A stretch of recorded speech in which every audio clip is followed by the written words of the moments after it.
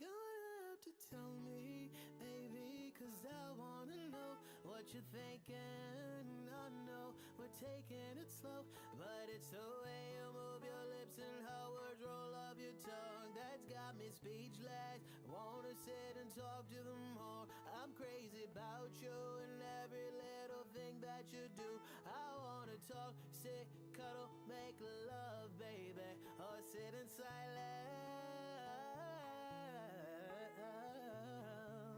Oh, has anybody ever told you about your eyes? The way you move your lips, baby, when you cry. Tell me, baby, I wanna be with you, you wanna be with me. We should get together, baby, we should have some kids. Hey, baby, I'm in my wife, okay now. Baby, I'm in my wife, okay now. Baby, I'm in my wife, okay now. Appreciate you all. I appreciate what you do as always. For those of you who don't know, my name is John Greer. I'm the program director here at TAUD. Been here a couple of years. Some of you past lives in the state. Lord flipped me out of that. So here now. This person sitting next to me is Lacey Aviles. Administrative services. I told her I wasn't going to get this started, and it turned out to be true. At least I didn't lie to her. She's the administrative services manager with SWIG. Money take a swig. Slogan, but they handle SRF, all of the ARP grants. If you or a loved one you know is dealing with ARP grants, this is the presentation for you. This is going to give us a rundown from procurement to getting paid. We get calls every day. We are a contract partner to TAUD or to TDEC. We get calls every day about this process and how are we going to get paid? When are we going to get paid? Lacey is here to answer all those questions. No pressure. All right. I will also be up here to answer questions as well if you need anything. But would you help me and make Lacey Aviles welcome? Thank you. Thank you for that excellent introduction too, John. I appreciate that. And we're happy that you were delivered from the state safely into a great organization. Just a little bit about me. I have been working for the state for 9 years now. I came over from the Commission on Aging and Disability, but I have about 15 years of grants management experience. So when you think about the administrative services manager position, I'm more on the financial side. So I'm making sure that procurements and POs are set up the correct way and making sure that you guys get paid those grant dollars. So I'm not on the technical side. I'm not a scientist, an engineer, or anything involved with that. I'm more on the administrative side. So I can answer most questions about that. Today we're going to talk about the process from going from procurement to actual reimbursement. And I have some tips for success that I'm going to give you at the end. But I wanted to start out by saying that I have a sign-up sheet that is out there on the table. If you're not currently receiving our update emails for all of the ARP funding, please put your email on that sign-up sheet and we'll make sure that you are on the listserv. There's lots of information that's coming out sort of daily. If you've dealt with us, you know that we are literally building out the system, the GMS system, to deal with procurements and reimbursements in real time. So the reimbursement side of the system went live just this week. So it's new, it's a lot to deal with. I get that there's headaches involved, so we want to be a help to you with that. Just leave your email back there and we will make sure that any of those update emails go out to you. All right, so as we talked about, we're going to talk about procurement, reimbursement, resources for those things, and then questions. We're going to have some workshop trainings coming up for reimbursement, and we'll talk about that towards the end of the presentation. So obviously, as a part of procurement, the TDEC ARP grants, the money, I want you guys to remember that this money came down quickly. and we had to disperse it very quickly. This is probably the fastest we've ever gone through an application process, a contracting process, and even though we've had, bumps in the road along the way, this is really the fastest that our department has ever sort of implemented new projects and new grants like this. Obviously, as a part of that, procurement is something that is very important that we get right. Because of that, we contracted with an agency called EY, which many of you have worked with already in this process, to help us because we are a very small staff. SRF historically had about 25 staff members. After COVID and retirements and things like that, we're down to, about 18. And so we just had to have a massive amount of help to get these grants pushed through. So EY is going to be the contact people that you work with most of the time, and then when issues are elevated, those are going to come to us. We're still making the decisions about the grants, doing final approvals for everything, but EY is going to be the people that you work with mostly on a day-to-day basis. But now you know me, so you can always reach out. I'll give you my email address and telephone number. You can always reach out with any questions that you have. So as a part of the procurement process, the procurement has to be done by the project owner. The grantee is ultimately responsible that the procurements are done in the correct way, and then all procurements, regardless of the managing party, have to abide by that 2 CFR 200.318. I have extra copies of the presentation, by the way, if you guys would like to receive a copy of that. I don't know if that's emailed out to everybody, but if you need a copy, just let me know. All right, so any non-federal entity, if your project is above $50,000, obviously you have to complete a competitive bidding process. All of those procurement procedures have to include an invitation to bid. Bids have to be solicited from an adequate number of known suppliers. Requests for bids are supposed to be advertised on the GoDBE website. This is a very important piece of the procurement. All bids will be opened at the time and place prescribed, and the invitation for bids, and then for local and tribal governments, the bids must be opened publicly.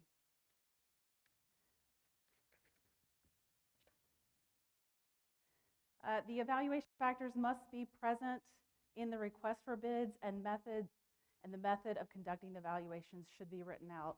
So the big key to all these procurements is documentation, documentation, documentation. Make sure that you're writing down the way that you're conducting the procurement, you're writing down who's responded.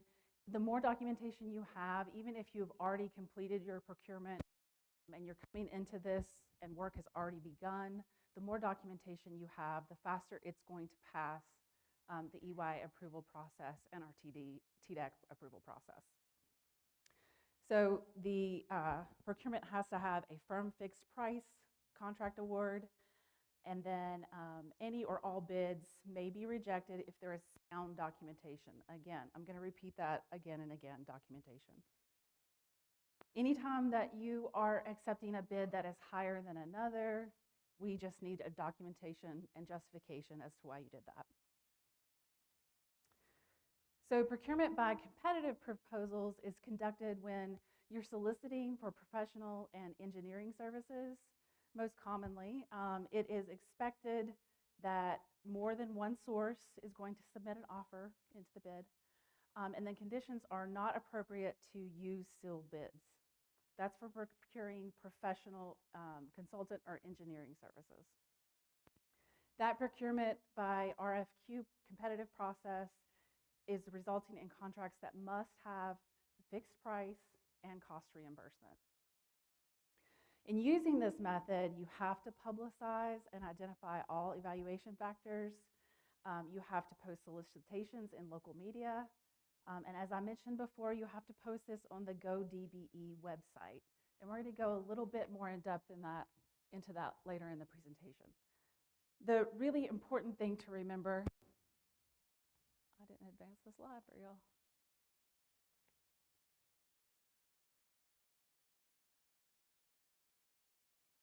All right. The really important thing to remember is that You, sorry. Well, I thought that was on the next slide. Anyway, proposals have to be solicited from an adequate number of bidders.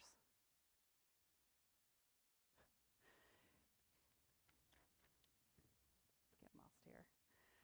You have to have a written method for conducting the technical evaluation for the proposals, and then contracts must be awarded to the responsible firm whose proposal is most advantageous to the program. Competitive proposals procedures for quality-based procurement of architecture, engineering, professional services should consider the qualifications of responders as a key evaluation criteria. So the most qualified competitor is selected without consideration of price. It cannot be used in the purchase of other services. 2 CFR Part 100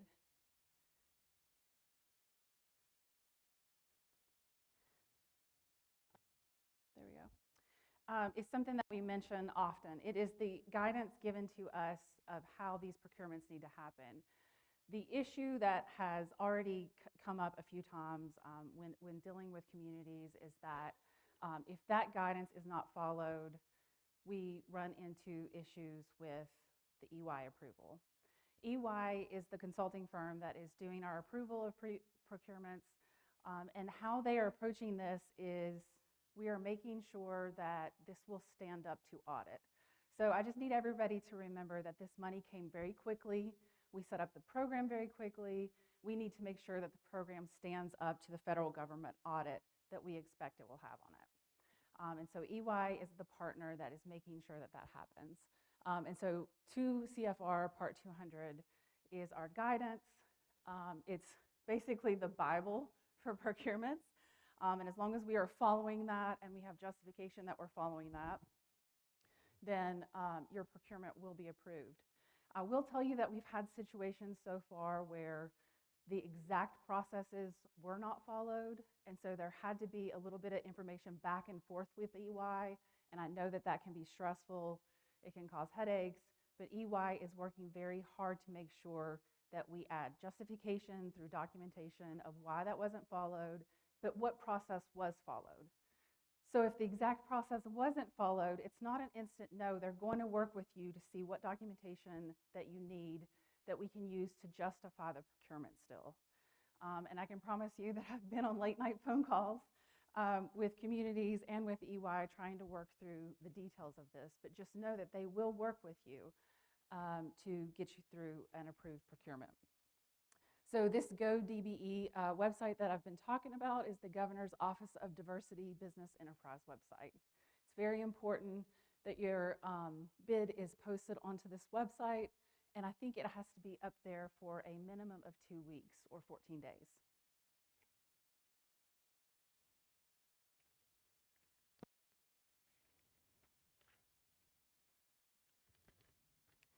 So procurement and contracting requirements.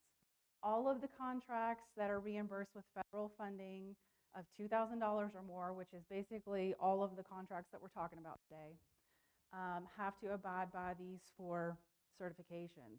The Byrd Anti-Lobbying Amendment, the certification regarding equal employment opportunities, and then debarment certification and Iran Divestment Act certification. We have a really good implementation guide, ARP grant implementation guide that goes through the details of all of these 4 certifications. If you haven't received it yet, let us know, send me an email, and we'll send that out to you.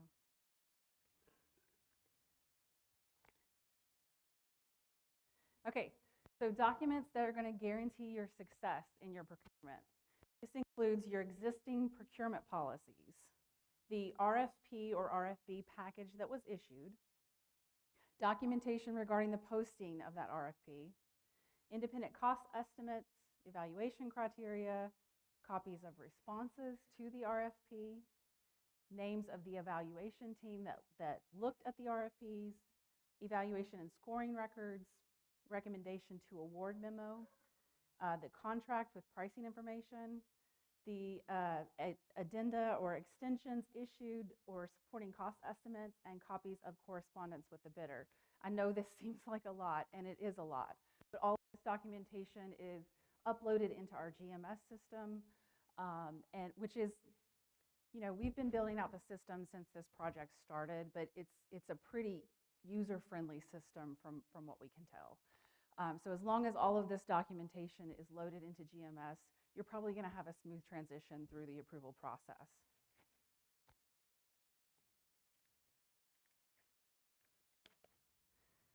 So an overview of those required steps for the procurement process. Number one, you're going to determine the services or the needs to complete your water infrastructure approved projects. You are going to define your scope of work and services with clear, concise descriptions of the project. You're going to develop your bid package, advertise your RFP, list it on that GoDBE website, and then upon conclusion of the RFP solicitation, perform an evaluation of responses received, and then make your selection. You complete the GMS procurement activity, which is what I was talking about. You're going to upload all of that documentation into our GMS website. The TDEC team will review and by the TDEC team, I mean EY and the TDEC team. They're going to review the supporting documentation, and then we'll provide approval as long as we don't need more information. If there is something that we find that we need more information on, we're obviously going to come back to you and ask. If there are issues with the procurement, we're also going to come back to you and ask. We're going to have EY work with you to try to get over those, any roadblocks in the procurement. So once your procurement is approved, you are going to be issued what's called an ATA letter, and that's the authority to award. So basically that letter is saying your procurement's been approved, we've looked at everything, you can go ahead and sign those contracts and get your project started. So the ATA provides a required sign-off to proceed with pre-construction conference and notice to proceed. So the next part of this is reimbursement. This is the really important stuff, and this is probably the part of it that I've been more involved in since stepping into my position. All right, what is reimbursement? So we repay you the money that you or your partners have already paid out for the completed project work. That, again, also takes a lot of supporting documentation to make the reimbursement approvable. Reimbursement requests can begin once certain criteria as outlined in the grant terms and conditions have been met. Make sure that you're reading your contracts and reading those terms and conditions. Basically, once you can only submit a reimbursement once your procurement has been approved. Once you have approved procurement, you can start submitting those reimbursements. They are also going to go through the GMS system.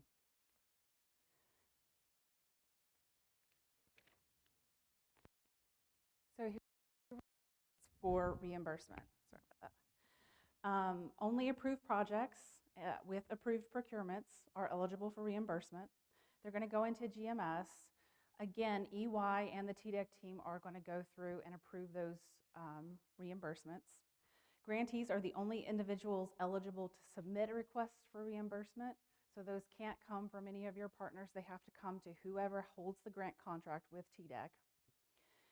Activities and costs must be a part of the approved project and the budget. They have to be tracked.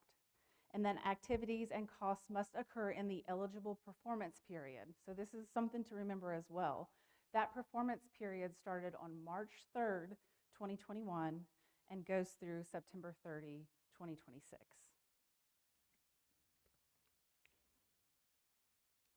So here's some documentation that will ensure that you get a quickly approved reimbursement. Grantees are required to submit the invoice or pay application broken out very clearly as to which project the reimbursement is for. Any supporting documentation that can include for construction costs, schedules of values, project schedules, the subcontractor invoices, and then progress or inspection reports. For grant administration, engineering, and other costs, it's going to include time summaries and subcontractor invoices where that's relevant. And then for lump sum contracts that don't require that type of requested documentation, you have to provide drawings or daily job or inspection reports for that specific project scope, including what equipment was used, the number of people on the crew, and then the basis for the bid for the specific scope of work. If you have specific questions about that, we have a tech team on staff.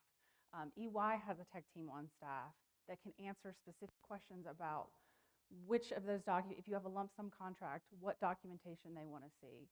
We've already seen this come up, and we had to do a little bit of back and forth, but the reimbursement was pretty quickly approved.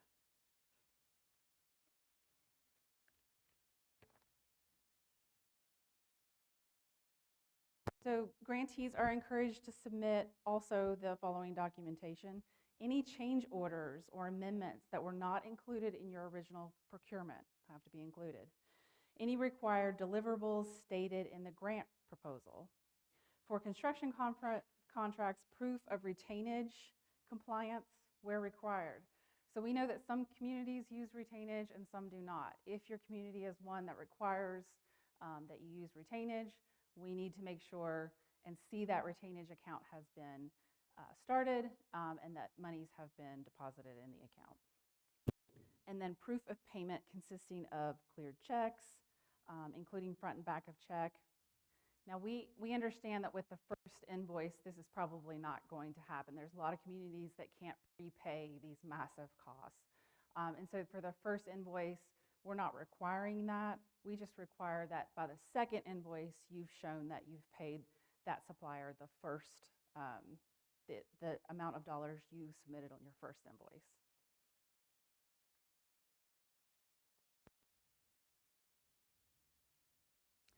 So here's one of my tips for success.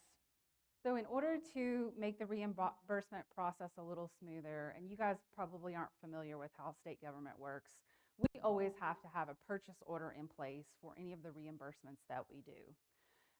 Just because TDEC approves a reimbursement, it still has to go to the Finance and Administration Department to be approved as well. So they like to see a purchase order that matches a reimbursement. So one of the ways that we're going to get our reimbursements to move through the system quicker is to develop a PO for the entire contract year. So in order to do that, we have to reach out to you and say, what are your expected expenditures for the entire state fiscal year? You'll be receiving an email asking you that information. We're also, this is a big, if you leave this room with nothing else than this tip right here, I need you to remember, go in and check your Edison supplier ID. We've already run into problems where supplier IDs, locations do not match, and when they do not match in Edison, then the payment will not go through. So you have to go in there. There's a supplier portal that you can check.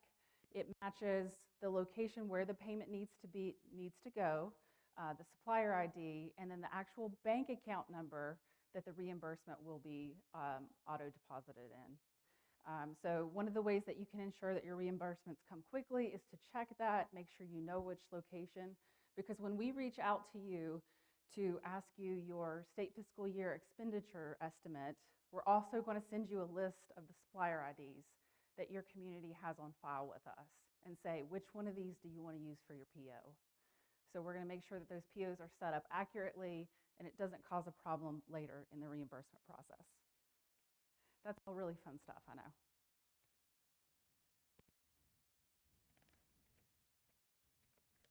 All right, so we are going to be doing a procurement and reimbursement GMS demo on August the 24th. It's going to go from 10 to 11:30 Central Time. TDEC is going to be hosting it. It's going to be virtual, so you don't have to come out anywhere. And you can register at this link here, or you can just, it's going to go out on the listserv email as well. So as long as you make sure that your email address is listed on that sheet at the table in the back, we will get your email address and send you out this opportunity to register for the workshop. Some of the resources that I've talked about today are the ARP implementation guide. That kind of walks you through the entire process from application, contract, procurement, all the way to reimbursement. We also have a GMS user guide. It's a pretty simple system to use, but if you actually want to see screenshots, how to log in, all of that, we have a user guide set up with easy instructions. We have a reimbursement quick reference guide as well, non-competitive grant, frequently asked questions, and then our TDEC ARP site. If you want to send general questions about the ARP grants, you can always email that TDEC at tdec.arp@tn.gov email address, and we have a whole team of people that look at that email and get back to you as quickly as possible. All right, this is the fun part. Who has questions for me? Yes.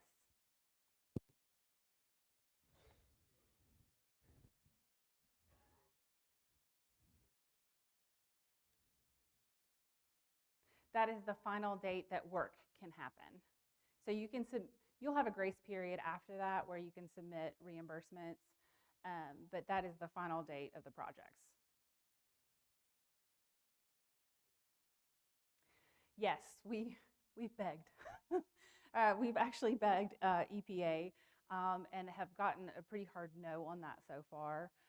I imagine if other states have issues spending down funding, they might go and revisit that, but we definitely have heard no, and that's pretty solid. So let me add to that question. The answer right now is hard no. EPA is not budging, and the reason why is because the BIL money, the Bipartisan Infrastructure Law money, they're wanting to get out as well. So if this first batch of funds runs over, it runs into the budget years that money affects. I can tell you, having met with our federal partners multiple times, EPA is hearing the same thing from every single state. Please move, and they have said no. Their legislators, Congress people have asked, they have said no. So if it were me, I would 100% move forward like there will be no change in that date. Because unless something dramatically changes, there will not be. So if your project is banking on a date getting moved out into the future, I would tell you to be very careful because it should not be moved. And if the federal government continues on the path we're on, it will not be moved. So do not plan for any extra time past September 30, 2026. I wanted to, if we don't have any other questions, or a couple other things I wanted to mention in regards to procurement. And thankfully, a lot of you have, Ethan, you over here, why don't you stand up, Ethan? This is Ethan Carter you've met, and that's Brian Hazlitt, whichever one you call him that day.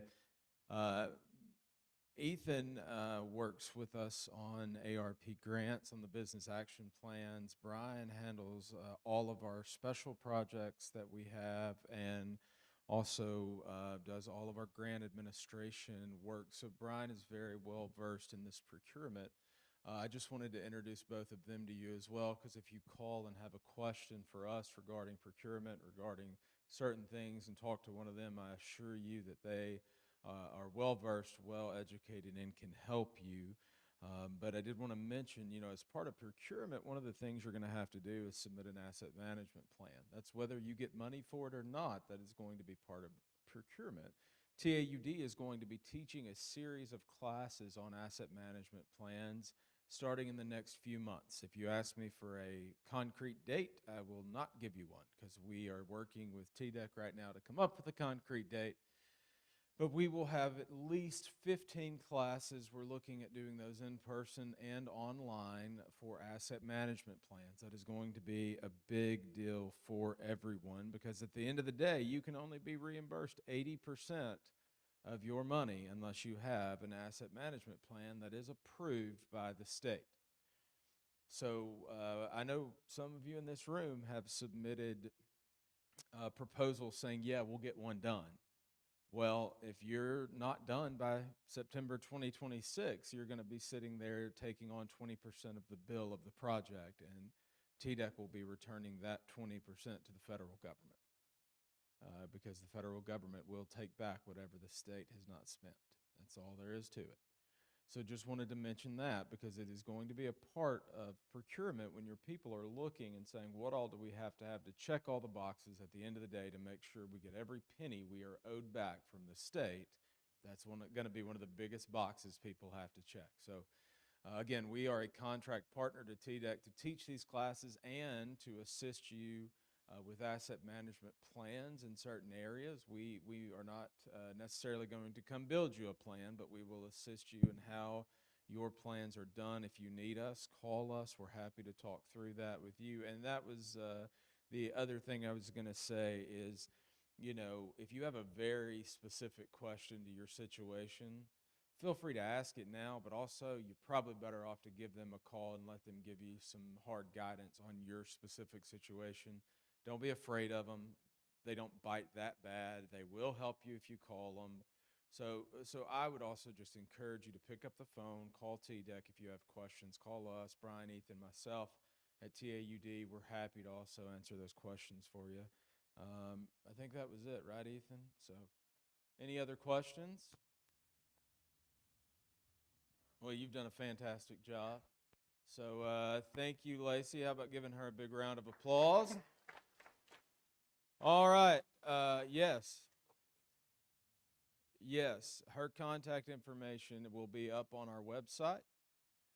If you need it, we will put the presentation up on our website. And remember, there is a listserv sign up at this table right out the back door here. And if you will sign up on that, you will get all of the emails from SRF and ARP when they come out. I would encourage you to do that. That is where they send their information first. All right? Okay, all hearts and minds clear? What time do we start back in the morning?